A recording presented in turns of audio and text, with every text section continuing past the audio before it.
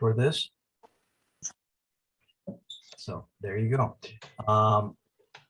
First of all, thank you all for coming to the Sunday forums, and much appreciated to get this back in into the fall of things.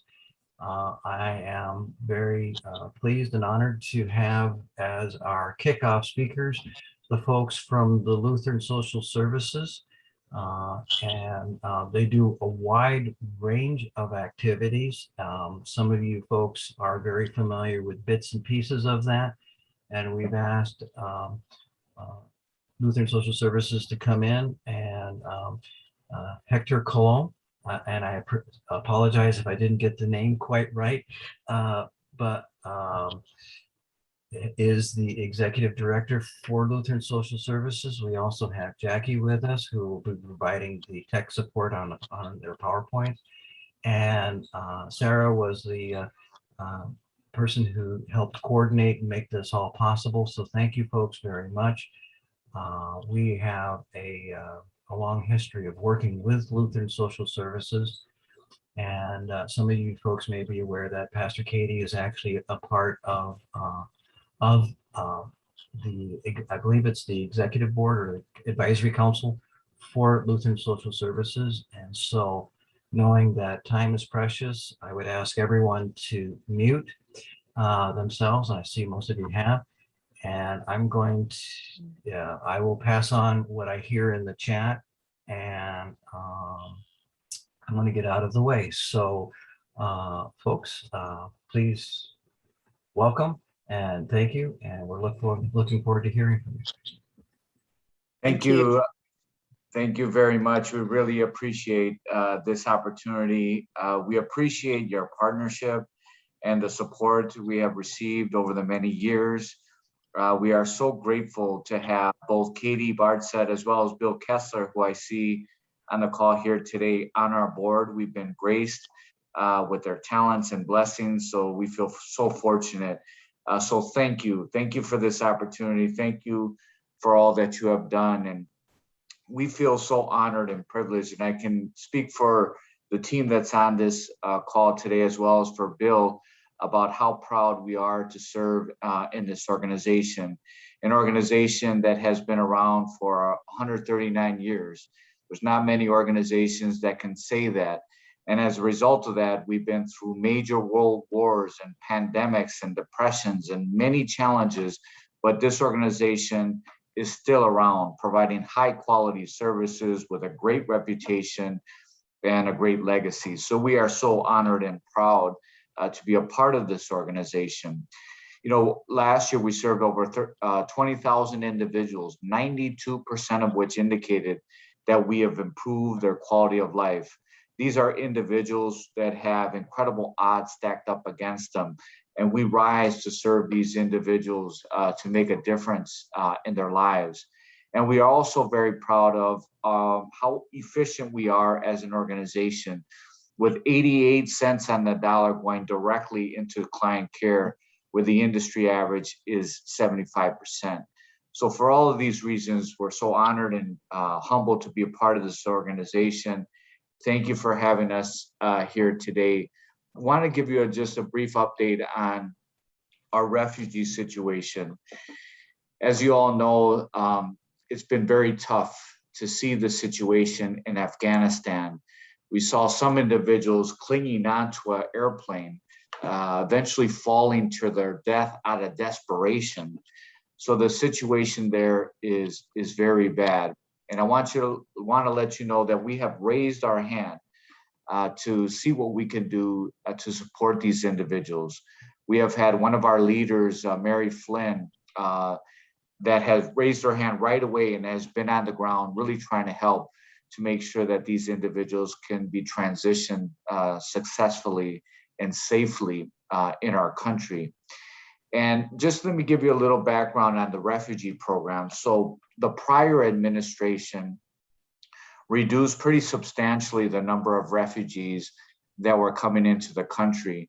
And as a result of that, there were many refugee resettlement agencies that ended up closing shop because they didn't have enough individuals to support and justify the program. Our board and our executive team decided that we were not going to give up on this program. We felt it was core to our mission, core to our values, and it was something that we really wanted to continue. So what we had to do is kind of right-size the organization and also use philanthropy in order for this to continue with this program. So now the new administration comes in, he has increased that cap. So that means that now we're trying to develop the infrastructure and the staffing to accommodate about 300 refugees on an annual basis versus the prior 100. So that is something that we're working on right now. Then on top of that, we have this Afghanistan situation where we have raised our hand. We believe it's the right thing to do. And that is going to mean that we might serve another 100 to 300, another 100 to 200 individuals on top of the already increased individuals due to the policy that's in place right now. But we do it with compassion and really living out our mission to act compassionately, serve humbly, and lead courageously. You know, we are so humbled that just the first couple of weeks where there was some news reports about this, we received $75,000 of donations. These donations are very critical for us right now. We're going to need about $100,000 just to develop the staffing and the infrastructure to accommodate this increased need. And then we're going to need about $500,000 specifically for the Afghan refugees, some of which won't come with visas, meaning they won't have access to different resources that are available if they did have visas. So for all these reasons, we're so thankful for the generosity, to the support we have received from churches all across the state. We continue to ask you for your help and for your support because we can't do it without you. Lastly, I just want to explain how impressive these refugees are. When they come to us, they get $1,200 one time. Within 90 days, we're getting their children enrolled in school. We're getting them connected to a job. We're getting them an apartment. We're helping them understand the laws and teaching them English. Many of these individuals become citizens shortly after a year, are fully integrated into society, are independent, don't need our help anymore, and love the United States of America. So it's really impressive to see how quickly they're able to do that and how much they end up loving the United States of America. And again, I just want to honor our refugee resettlement staff who makes this possible for these individuals. So with that said, I'll turn it over to Sarah. Thank you so much, Sarah. Thank you so much, Hector. That was a great overview. We're going to share a little more with you this morning about the Refugee Resettlement Program. And to help us remember this, we're going to think of this as the ABCs of refugee resettlement. And Jackie, if you can go back just a few slides, I think. The ABCs of refugee resettlement will make it a little easier for us to remember and understand. And in this case, the A and the B and the C stand for awareness, belonging, and community. And as an added bonus, in addition to the ABC, we'll also have a Q&A at the end. So we want to make sure that we have time to answer any additional questions that you might have. So as Hector mentioned, we have a fabulous refugee resettlement staff, and I wanted to also call out and thank Mary Flynn, who is the program manager for that program. Most of what you're going to hear in this presentation today, I learned from her. She is an incredible servant leader and has been working with this program for quite some time. So let's get into it. Let's begin learning together about the ABCs of refugee resettlement. So A stands for awareness. And by learning more about refugee resettlement and sharing that knowledge with other people, we are better equipped to be able to share our love and to support others as a community in more effective ways. And an added bonus is that this then helps to stop the spread of misinformation and stigma, because this can be kind of a confusing topic. So one of the best ways to learn is to ask questions. So let's go ahead and start with a few of those that might be on your mind. So what exactly are refugees? Sometimes people get terms like refugees and asylees and immigrants confused. And this can feed into bad feelings about groups of people because they're often misunderstood. Now add to that confusion that the rest of the world uses the term refugee differently than we do in the United States. So let's try to learn together. And refugees really are distinctly different from asylees and immigrants. And the differences can be generalized into a 1, 2, 3 summary. 1, immigrants. Immigrants voluntarily leave their homeland and legally resettle in another country. 2, asylees. Asylees leave their homeland and request protection and a safe haven in a second country. And 3, refugees. Refugees are driven from their homeland while fleeing violence or war, and they seek safety in a second country and then are resettled into a third country. And Lutheran Social Services serves the last 2 of those, asylees and refugees. Now, remember I said the term refugee means something different in the United States than in the rest of the world.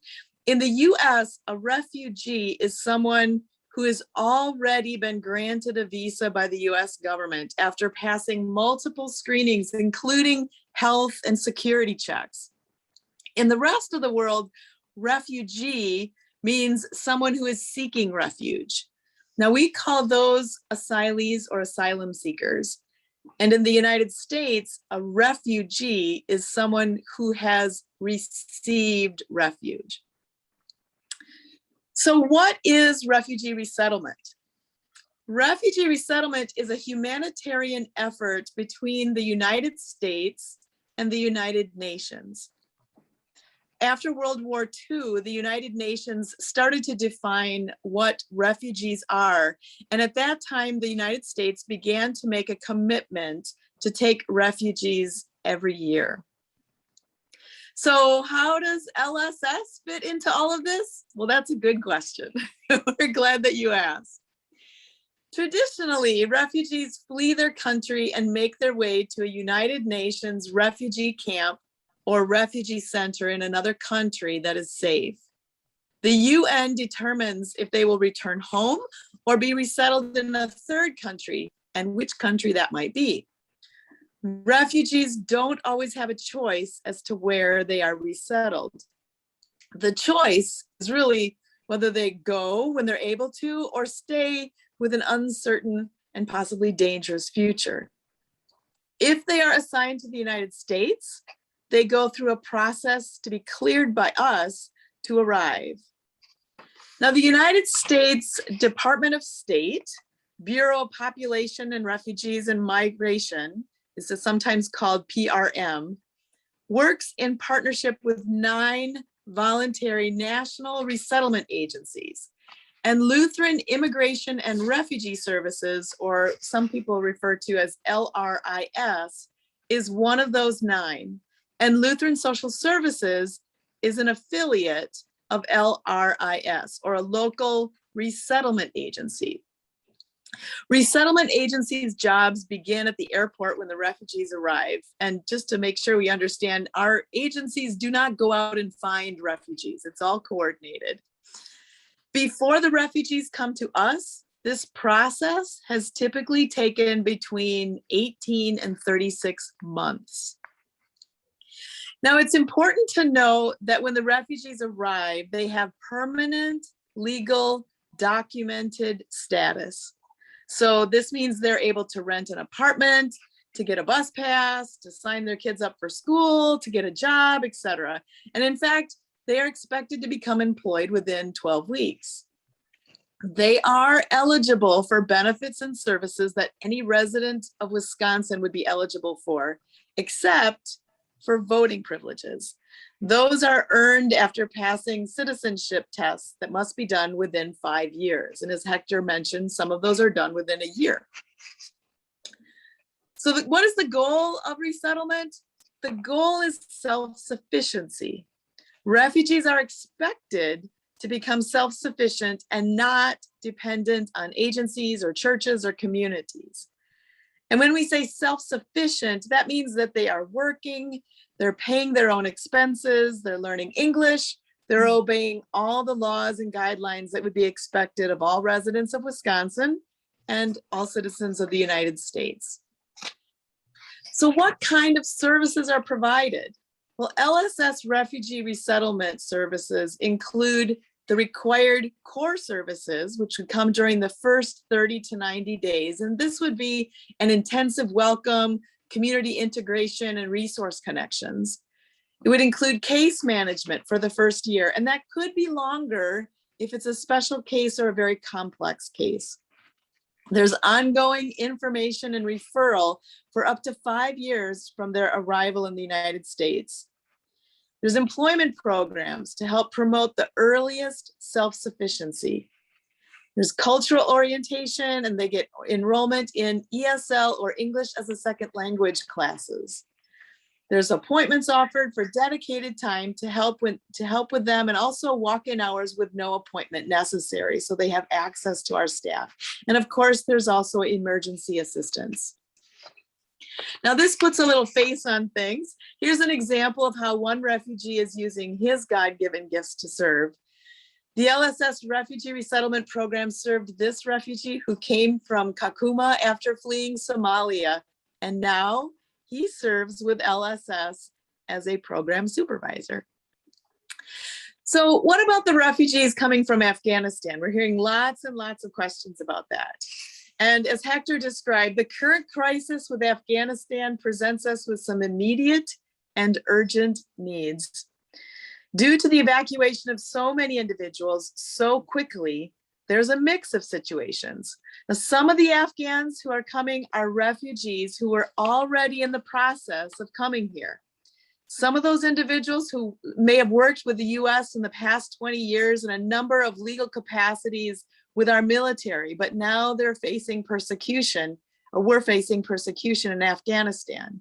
They'd already been cleared by the US military and trained by us because they worked right beside us in Afghanistan. Now, normally getting them home here would have taken maybe up to 18 months, but in this case, it happened in a period of weeks. Some of the folks are not what we would term refugees by definition, but rather those seeking asylum. And as such, they do not qualify for the benefits that we described earlier. Many of them do not speak English. As soon as they can receive the employment authorization cards, LSS Refugee Resettlement staff will work closely with them to try to find permanent, stable employment. However, it may take considerable time before they are authorized to work in the United States and have the skills needed for employment.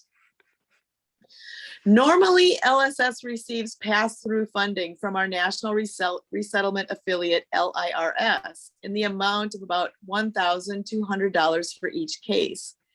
And these dollars must be spent on behalf of the client for shelter and safety needs, things like housing, food, winter clothing, car seats, utilities, telephones. However, with Afghans who are not technically defined as refugees, this funding is not provided and must be secured from private donations. Because we expect it to take longer for them to become employed, we know that it will take months to be able to provide that kind of need. Then usually it's something much quicker. Well, now that we've covered a lot of ground with awareness, let's move on to B. The B in the ABCs stands for belonging. And part of what makes LSS's resettlement program so successful is how we create a sense of belonging for each new refugee who arrives. Now we need look no further than to Luke chapter 10 to learn our calling to care for others in Jesus's parable of the Good Samaritan. As Christians, we want to help. And I can tell you that over the past few weeks, we've had an outpouring of support. Our goal is to resettle refugees into their permanent homes as quickly as possible.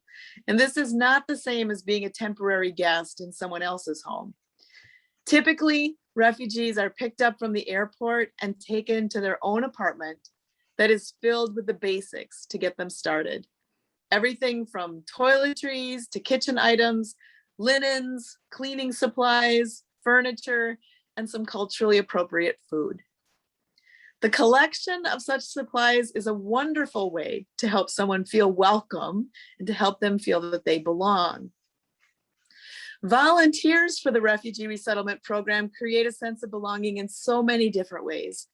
They can serve as a cultural mentor to help acclimate to life in the United States. They can provide transportation for a refugee until they're able to obtain their own. They can help preparing the home for the refugee before they arrive, or maybe assisting with grocery shopping for the new family. They might be part of the welcoming group at the airport when they arrive. And these are just a few examples. There's so much more. Now, some of the volunteer roles do require background checks and training and specific time commitment, but others do not. Some may require a local proximity to Milwaukee, but others can be done from a distance. A special way to help create a sense of belonging is to be a co-sponsor for a refugee family. Working with the support of LSS Refugee Resettlement Team, co-sponsors can help with everything from furnishing apartments, checking in daily with the family to be sure that needs are met, and being a good neighbor. And this is something that many congregations and other organizations are stepping up to do. Now, full co-sponsorship includes providing financial support to help cover those costs for shelter and basic needs until self-sufficiency is achieved. And finally, the last part of the ABCs is C, which stands for community. Now, this builds on awareness and belonging in the same way that we support families who are making their new homes in the United States. We strive to build community in the support system as well. Now, we will be learning from one another as we go through this process. What has worked well for one congregation as they perhaps co-sponsor a refugee may benefit another. And maybe a challenge overcome by one family can help others as they figure things out. And partnership models that truly work will help us create a stronger community overall. Christ tells us that we are many parts of one body, and we need the diverse experiences and perspectives to allow us all to grow in love. And by recognizing the infinite worth in each part, including the new refugees and the asylees, we will certainly experience people using their God-given gifts to serve. So now that we've covered the ABCs of refugee resettlement, I want to turn it back over to Héctor to see if there's any additional comments that he wants to make before we open it up for Q&A. Héctor, is there anything you'd like to add to that? You know, Sarah, I think you did a great job at explaining the program. So I really appreciate it. I think we can go directly into any questions or comments individuals may have. Thanks so much, Héctor. Well, that was a quick run through of refugee resettlement, but I know there's got to be a few more questions out there, so we'd love to be able to answer those for you. I don't know if there's some in the chat or if people will just be unmuting themselves, but we're happy to answer. Hi, this is Bill. So, Sarah, are you suggesting all the refugees be resettled in the Milwaukee area? That is a great question. I won't say that all of the refugees will. I will tell you that the refugees that are resettled must be resettled within a radius of 100 miles of one of those refugee resettlement agencies like Lutheran Social Services. There's also an agency in Madison, Jewish Social Services, and they will be resettling some folks. We will be resettling some folks. We like to work well with our partners across the state. And those people will be within 100 miles of one of those agencies. So the refugee families that Lutheran Social Services will be directly serving will be resettled within that 100-mile radius. Does that answer your question? Yes, thanks. You're welcome.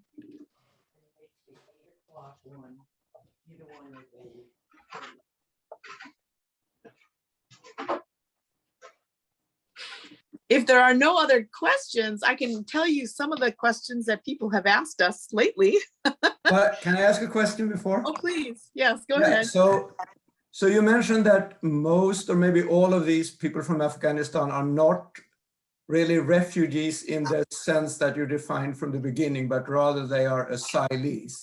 Mhm. So that means that they really have to apply. I mean, they have not yet applied for asylum, or that's in the process. I mean, do they risk getting a no and actually getting deported eventually? I do not believe that they risk getting deported and leaving. What is happening, and we're hearing a lot in the news about things at Fort McCoy, because that's close to us in Wisconsin, but also at other camps where they're coming in once having arrived in the United States. We know that what's happening there is the same sort of process that would normally happen in one of the United Nations refugee camps. The same process of clearing them, the background checks, all of the things that we as the United States would do, our Department of State would do, is now being done there and being done more quickly, but as efficiently as possible. We do know that like I said, there's a variety of circumstances. So some of them will probably be able to finish that processing quicker than others. We heard, I believe last week, that it could be as early as this week that we may be receiving some of those refugees to begin. I don't know if those that we're going to be receiving will be what we termed refugee, like we normally would have served in the past, or whether it will include what we described as those seeking asylum. The difference between the two is the kind of support that they will need and how long it may take for them to become more self-sufficient. Does that help to answer your question? Yeah, I was looking just for an overview of what's happening at Fort McCoy, and you answered some of that. But do you have numbers, like how many refugees are there? And then do they know how many are going, like staying in state? And also, are we able to assist with refugees in Milwaukee if we live in Madison? I didn't know if there's a geographical, like you have to be within certain miles. Those are great questions. So let me see if I can remember and answer them well. So what's happening at Fort McCoy? I don't have actual numbers of how many are at Fort McCoy, but I know that there are organizations that are working with the people at Fort McCoy and can probably answer that more directly. You asked, I'm sorry, I want to try to remember the three. You asked about the last was how people can be involved if they are further away from Milwaukee. And what was the middle one?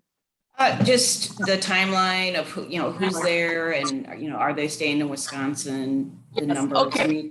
Thank you. Yeah. So the way the process works is that LRIS reached out to Lutheran Social Services and other resettlement agencies as soon as we knew that the folks were coming this way, and they asked us, "How many can you handle?"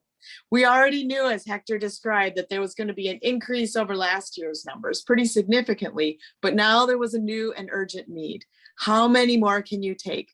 So we were able to give them an estimate of how many refugees we thought we could resettle above and beyond what we were already gearing up for. They would do the same with each one of those resettlement agencies. They don't want to overburden or be able to or send people somewhere without the kind of support that we've been known to be able to provide with the same kind of success that we've been able to provide. So we work closely with them as they're being placed. And so the numbers sort of rely on a couple of things: what we know we can do and what we can do with God's grace.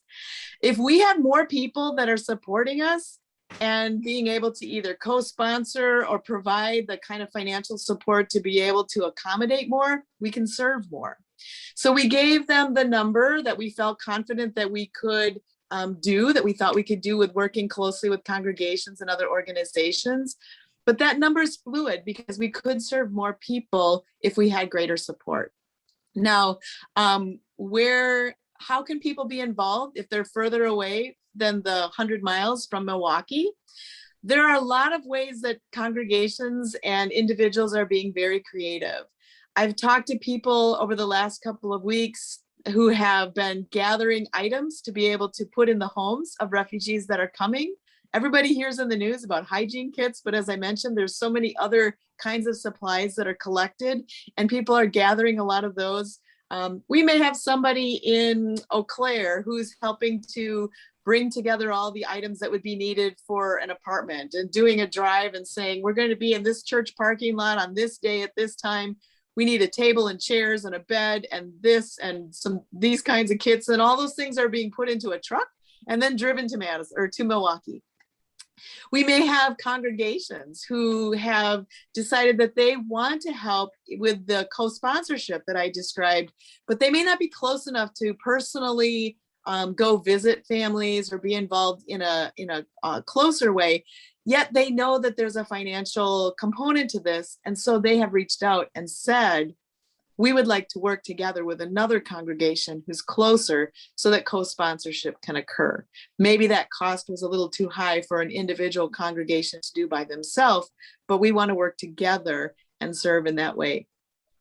Some of the ways that people can volunteer might include things where you don't actually have to be there. Writing letters and notes of encouragement, providing specialized services or pro bono professional services that someone may be able to offer, such as legal services or help with interpretation. There's so many different kinds of ways that people can help. We welcome those ideas, and as we're kind of connecting the dots and putting things together in preparation for the refugees and the asylees to arrive, we are collecting all the names and the interest of people so that we can mobilize those quickly once they arrive. So does that help to answer the questions that you had? Yeah. Thank you. Yeah, and I'm just curious, how to get started. Like, for example, if you guys assist in setting up such a collection station, or if that's on the volunteer, or is there a structure in place for guiding us on collection? Yeah, another great question. I'm going to answer that with two things. One, we do need to streamline the collection of materials so that our staff are able to focus on the important work of supporting refugees and can set up specific times to receive items.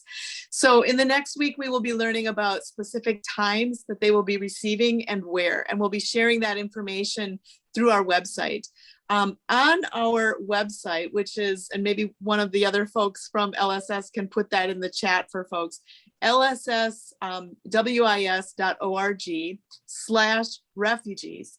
You will find a lot of information, including frequently asked questions, which will be coming up this week, added to that page, but a lot of different ways that people can engage.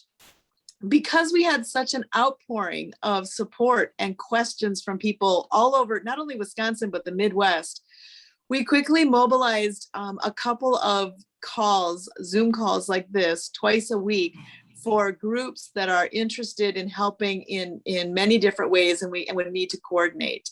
So if you're interested in plugging in that way, send an email to me and I will send you the link for that. My email address is sarah.halstead@lsswis.org. And hopefully we can also put that in the chat too, so that people can click on that if needed. But absolutely, we want to streamline that. We want to learn as we go, share in that community, the ABCs, the community part, and to be able to provide all the latest information that we can, because we know that this is an evolving situation and things change daily sometimes. So we're sharing the information as we have it on that website, and then with groups through those Zoom calls.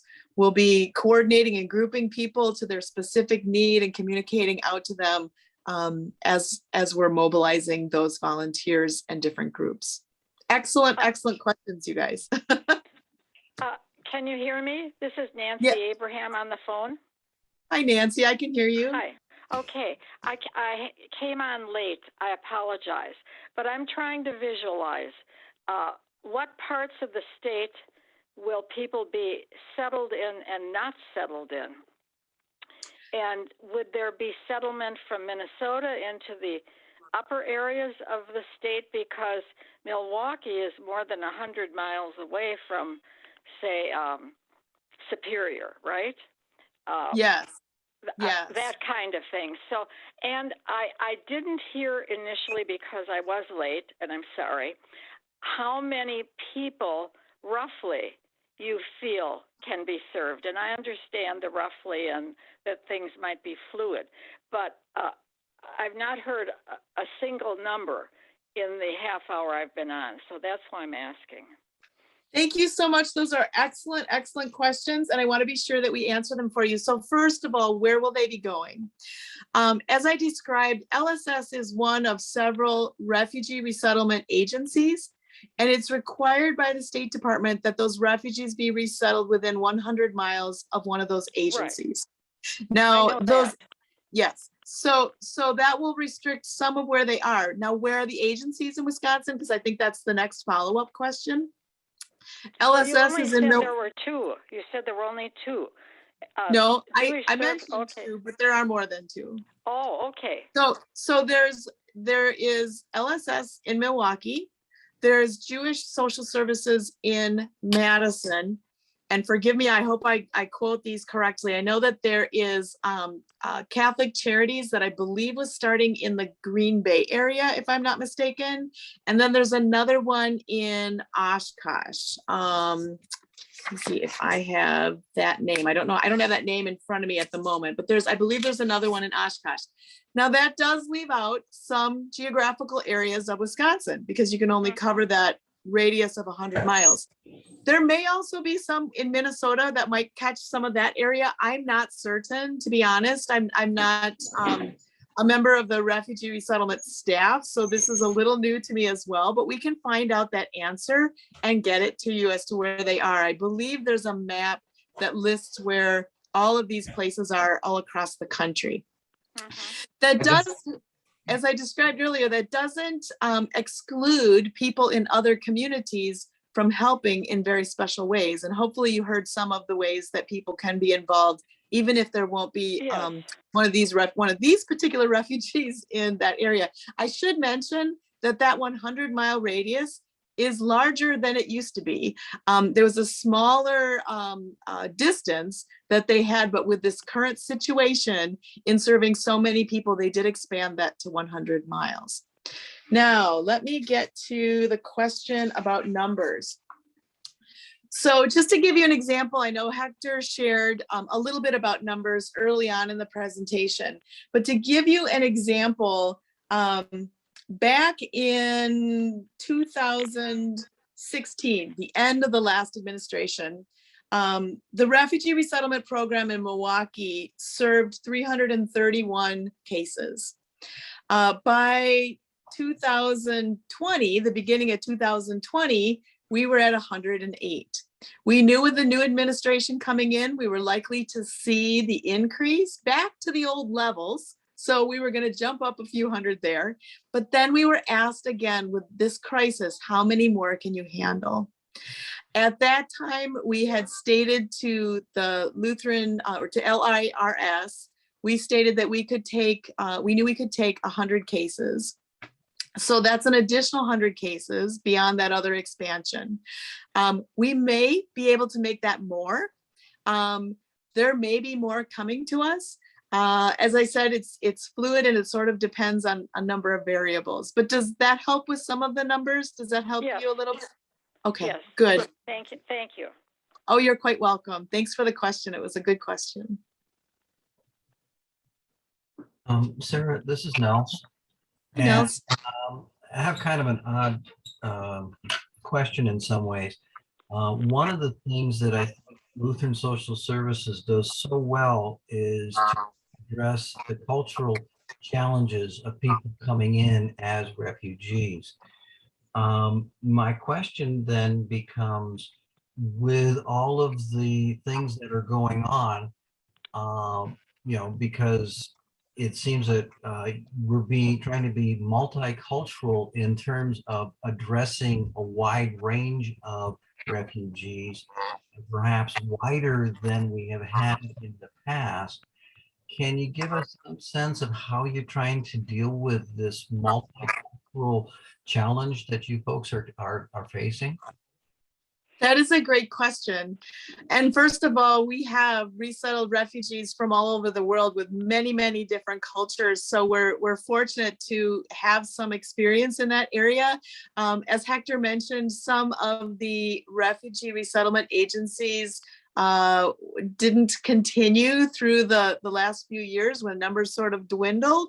And some of them have cropped back up again. I believe Catholic Charities was coming back again. So one of the things we have going for us at Lutheran Social Services is that longevity. As Hector mentioned, we've resettled over 10,000 refugees, and we've been doing this for over 40 years.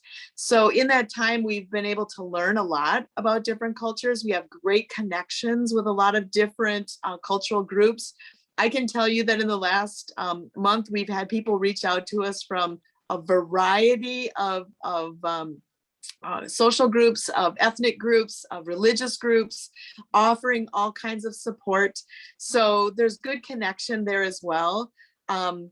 Mary and her team at the Refugee Resettlement Program do an outstanding job of training volunteers and individuals who would be working with refugees so that they are culturally respectful, honoring their perspectives, understanding little nuances like whether it's appropriate to touch another person, or how you are dressed, or how you address somebody, all those little things.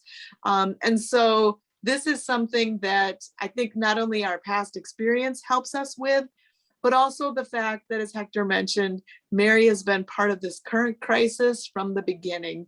When we received the call that they were coming and that this evacuation was starting, they reached out to LSS to say, you guys have been doing this for a long time. Could you send somebody that would help us with this? And we've been very pleased to be involved in the process from the beginning. So I think we've got some good insight as to how people are doing, what it's like. Certainly, there's more than just culture. There's trauma. Hector mentioned the sight that we saw on the news, people clinging to an airplane and falling to their death. But just imagine being entirely uprooted from your home, taken to a different country where you don't speak the language. This was not your choice. This was something that happened, and how devastating that would be. Even through that trauma, life goes on. And I can tell you that the people in those refugee camps are incredibly grateful. Mary shared a story with us that I want to just tell you about briefly. At one of the camps, because these things happen, a family gave birth to a new baby. It was a new baby boy. And they were so grateful. While they were at Camp McCoy, this baby was born, and they were so grateful that we were here to help support that they named that little boy McCoy. So here's a little Afghan boy with the name McCoy going forward because they were grateful for that. So again, we work through things together. It's a learning process. I think part of that is being humble, being courageous, but also being compassionate and understanding that we learn from each other. And I think that's where the mission of LSS shines through, because it shows how we interact with people and how we treat them with respect, how we can have that compassion and be very respectful for them. Great question. And there's a follow-up in the chat that's related, if I may. And yes, please. The chat says, question is, or please, wondering if LSS works with asylum seekers from the southern border in detention areas, and if so, how will these services be impacted given the current crisis, and what can we do to help that as well? So let me make sure I understand, because if I've heard the southern border, what that usually means in most people's minds is the stories that you hear in the news about illegal immigrants people coming from perhaps Mexico trying to cross the border. They want to be in the United States. And so as you heard in our presentation, the definition of an immigrant is that they are legal. What we typically hear is this term illegal immigrant, the people that have come in. They may be seeking refuge, they may be seeking asylum, but they haven't come through a process like the current folks that we're talking about right now. I can't really comment on how they are served or where they go, because that's not a part of the refugee resettlement program that we typically work with. But I can tell you that any person that has come in through the United States, through the channels that they've been, cleared and approved, and they've, kind of gone through all those screenings, and they come to us through that process that exists, those folks come from all over. So we've got people from the South, from the East, the West, the North. We got people all over. So, so hopefully that helps to answer that question a little. Okay, so those folks that are have gone through the clearing process and coming in through the South, LSS is able to help them to some degree. We would help as we would any other refugee coming to us. We don't, we will get the information that we've got a refugee coming and here's where they're from, and then we go from there. As I mentioned earlier, we don't choose which refugees we get. We don't choose where they come from. We just open our arms and help them to the best of our ability. So if that is what is included in what's coming into the system, and that's what LRIS has allocated to Lutheran Social Services, we will be serving them. There is a legal process for someone coming to the border to ask for asylum. And then they have to go through, it's similar to the people that are in McCoy that haven't already been vetted as refugees. And it takes a long time for them to go through that process. I should preface this. I think most people here know that we've had one of these asylees living with us for a couple of years. And it sounds like once they go through the legal process of actually getting asylum, is that when you would start helping them? Or if they're in the process of applying for asylum, would you help them like the people in McCoy? Excellent question.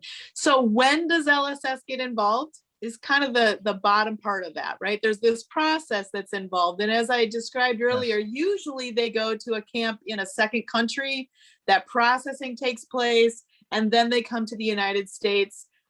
In connection with LRIS, Lutheran Social Services is then alerted that there's this case that's being assigned to us or allotted to us.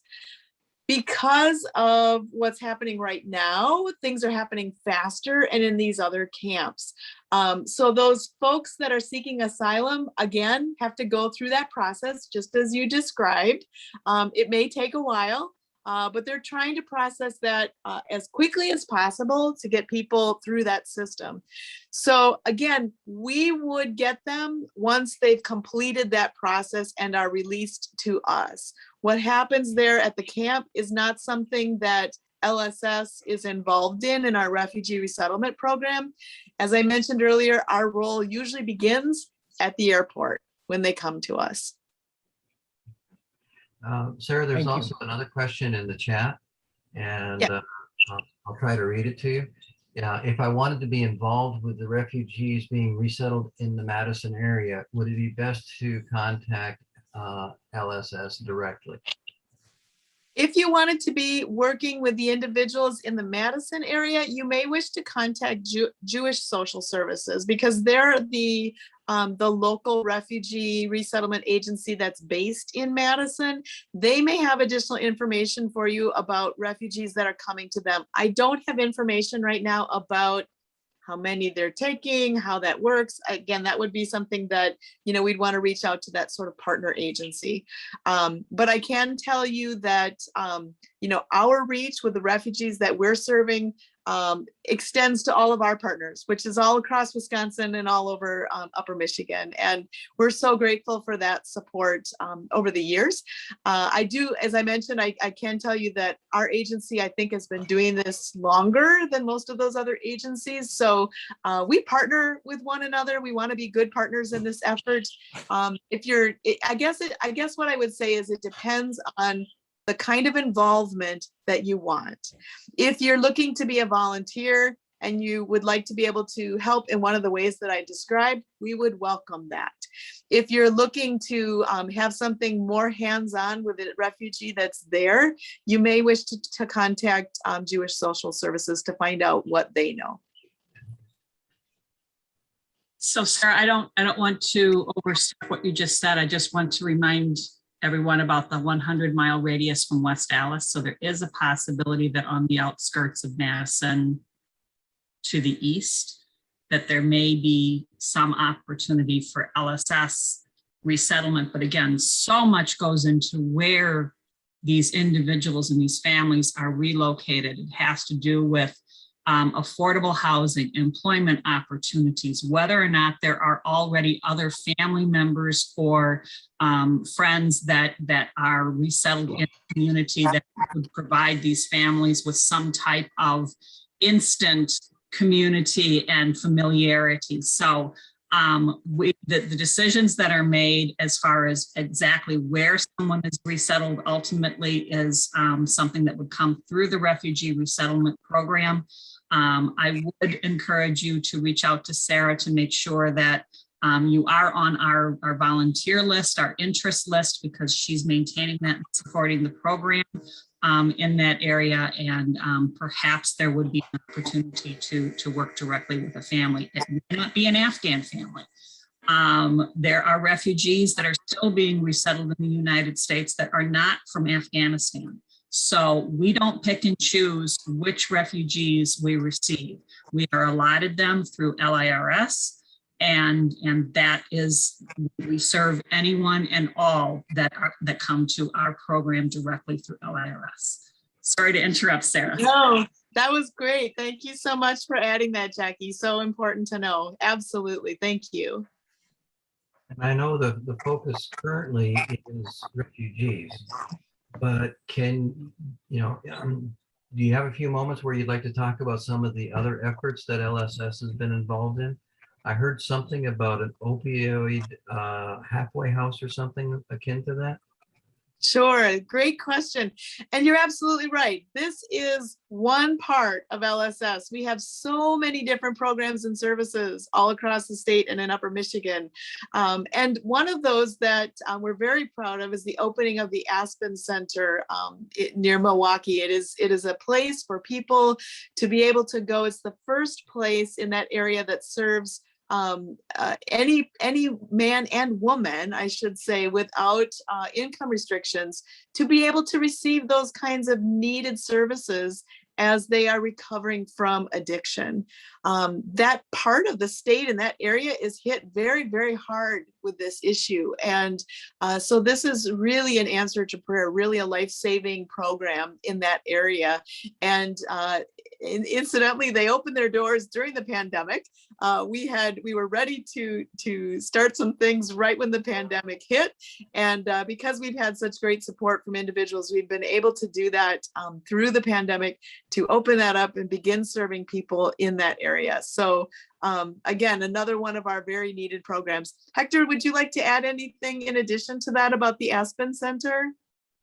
Yeah, just say that it's a great place. Like you said, prior to Aspen Center being in the Waukesha area, there was not those type of available services specifically for women.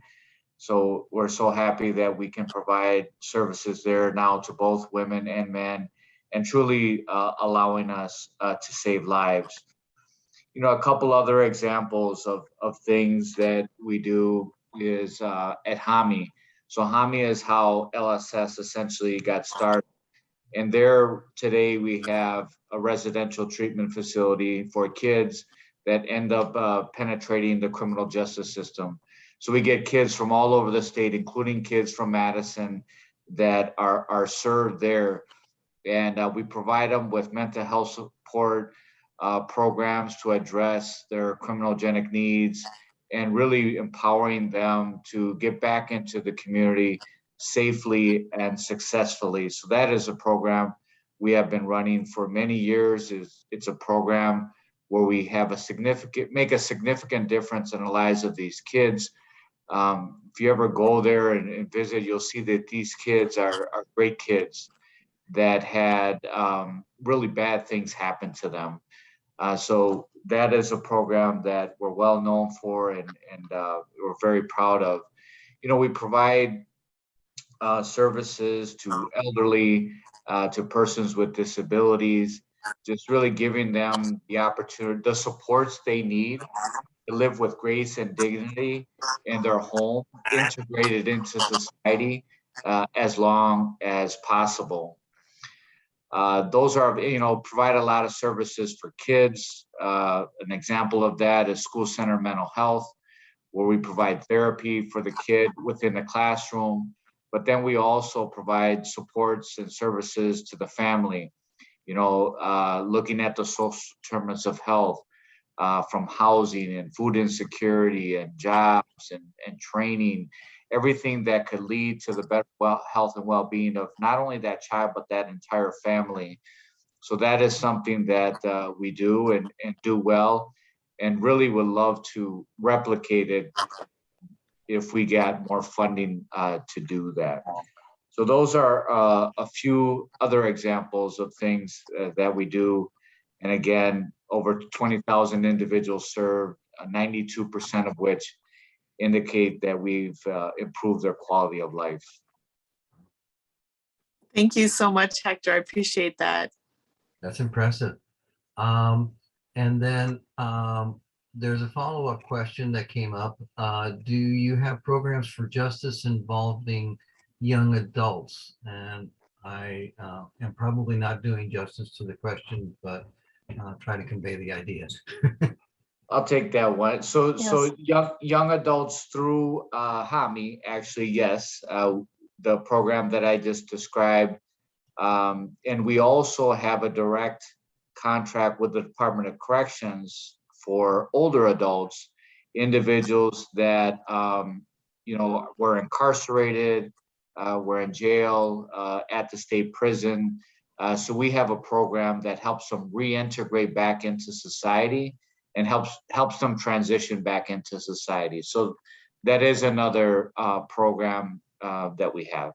Yes. Hi, that question would have been me. I actually work in DJC, juvenile corrections, and I'm kind of like thinking it's like the 18, 19, 20-year-old age group, because I thought HAMI only handled under 18. Yep. Yeah, so the 18, 19, 20 age group would be currently today under the adult system. And so we do. Because some are still under the jurisdiction of the juvenile court at that age. Yes, if they're on the jurisdiction of the juvenile court, they could be served through HAMI. Okay. If they could be referred to us Mm-hmm. and served through HAMI. Okay. Great questions, everyone. I'm so excited to hear the level of involvement and interest. And as Hector mentioned, those are some of the programs. We still do adoptions, by the way. Lutheran Social Services did more adoptions last year, I believe, than ever before. I mean, we are still cranking it out in so many different areas, so many wonderful, incredible programs that change lives every day. And we could not do that without you. So thank you. I appreciate all of your great questions, because we're all learning together. I didn't know most of this a month ago. So we're really grateful for the experience and especially for all your support. Hector, did you want to close with a couple of other comments? Yeah, I just want to close off with talking about the values of LSS and how I see how these values are coming to life through everybody's efforts. So our values are compassion, change, courage, and co-creation. So starting off with compassion, I mean, I would say it's the secret sauce of LSS, where we love and care and want to serve others. And we've definitely risen to the occasion in our situation right now with the Afghanistan situation. We have to change our approaches and our models, and right now, change our priorities. Right now, it's all things refugee, and it's really getting everybody together and reprioritizing and making this a very important initiative for right now, because the demand and the need is there for us to rise. I think about courage, you know, when we saw Mary Flynn, where they asked for help and support, and Mary Flynn was one of the first ones to raise her hands and have been there since the very beginning. So the courage to step forth and really want to serve these individuals in this time of need. And co-creation, which is really about everybody within the organization, within our board, within the board, coming forth with solutions and strategies to move this effort forward. But it also involves you, our community, our churches, where we would not be able to do this without you. So we are thankful to everybody on this call. We are thankful to all the generous donors that have supported us thus far. We are thankful to all the congregations that want to get involved in some kind of way, whether it be volunteering or these kits or direct donations. We need all of it right now. And again, we couldn't do it without you. So with that said, I just want to thank you very much. God bless you. We love you so much. We are thankful that you could be with us here today. I hope you continue to have a blessed day, and God be with you. Thank you. Thank you, folks. I should let you know what our next week's presentation will be. And of course, if you choose to join us next week, you'd be more than welcome to. But next week's presentation will be with the staff from Midvale. Not sure if Pastor Katie or Pastor Blake will be, one of them will be with us, as well as Laura, to talk about how as a church we have responded to COVID. So of course, you folks would be welcome to attend if you choose, but I also understand if you choose not to. You do have other duties as assigned and other pressures, and I can very much appreciate what you guys do, and thank you for joining us today. That's all that I have at this point, and I think unless anybody else has anything to offer or to share, thank you. Thank you. Thank you. Thank you. God bless. Yeah, God bless.